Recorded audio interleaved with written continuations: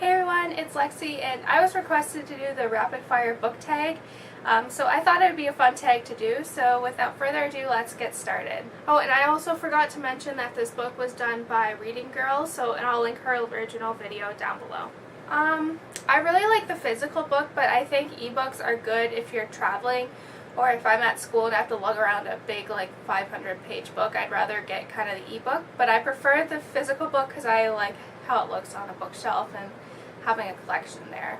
I like to read. I prefer to read paperback, but I like how hardback looks on the shelf. I haven't been to like a physical like Barnes and Nobles, I don't even know, maybe in like 6 or 7 years.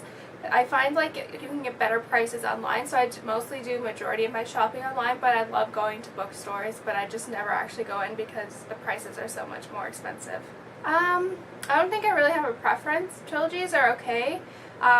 There's a lot of series that I like that are trilogies, but and series, so I don't think it doesn't matter. As long as I enjoy it, it doesn't matter how long it is. So for this book that I want everyone to read, this is one I always talk about, so I have to include it here, and it is Nightingale by Kristen Hanna. This was my favorite book that I read last year, and it's about World War II in Nazi-occupied France, told from the perspective of two sisters, and it was just an amazing book. I think everyone needs to read this just because it talks about like power of friendship and sisters and just kind of like the untold story of World War II. So for an underrated book, I have to go with Codename Verity.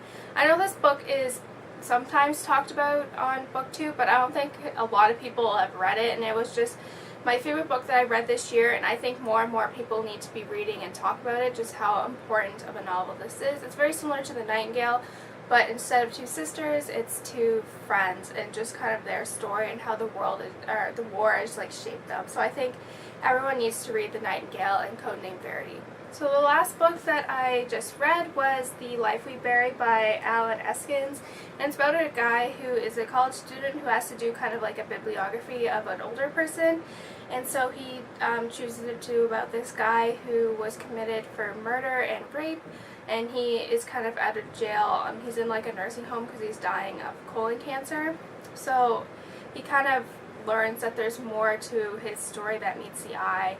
And it's just a really good book. I've really enjoyed it. The last book that I bought was Sapiens, A Brief History of Humankind by Yuval Noah Harari.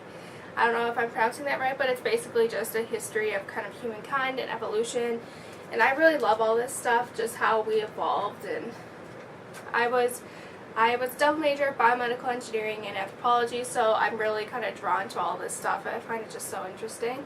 I think maybe a napkin. I'm usually pretty good at using like an actual bookmark, but sometimes maybe I'll use like a Kleenex or a napkin if I don't have one right with me.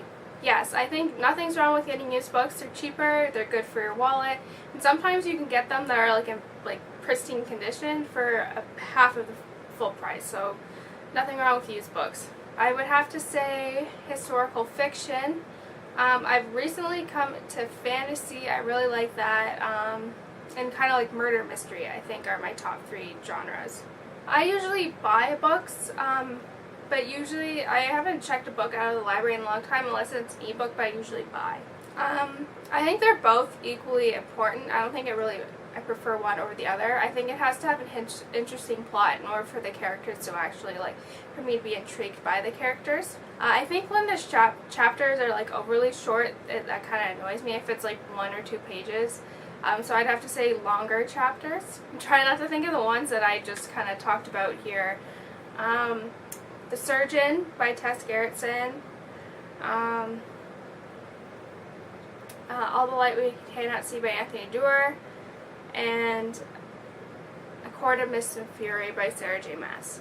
I think both. I think, like, a lot of books can make you laugh, but I think the ones that really stick with you are the ones that make me cry. So I think those ones, just because they have that emotional attachment to you. I think fictional worlds are better. They let us kind of explore humanity and kind of all the issues and all that stuff. Sometimes it's better to kind of get thrown into a different world, but I like historical fiction, so I think it's kind of like a tie. I like audiobooks. I think whoever narrates the Lunar Chronicles did a really good job. That was the first time, because I think I got the Kindle version, and then they had like the audio add-on for like $2 or $3. And so that was like the first audiobook that I read, and if the audiobook is done well, then I really enjoy it. I think we all do, even though we say we don't. Like it has to, like that's what catches your eye, that's what draws you to the book. So I guess kind of. I've never actually walked.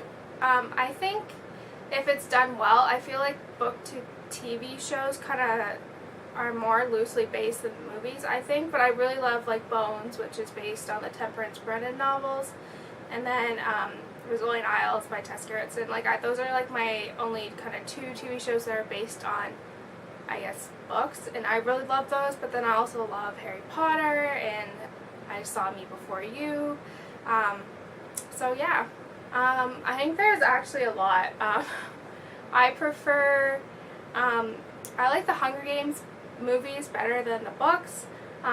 Perks of Being a Wallflower I think is a lot better, and I actually liked Me Before You a lot better than the book, surprisingly, but I think that's because Sam Claflin was in it, so that could be biased. It doesn't really matter.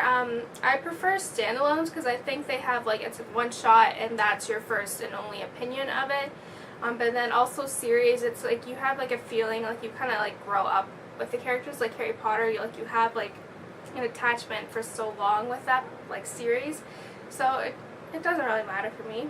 That's it, guys. I hope you enjoyed this video. Let me know in the comments below what other tags you want me to try out, or like what are some of your opinions to some of these questions. So yeah, don't forget to give this video a thumbs up, and I'll see you next time. Bye, guys.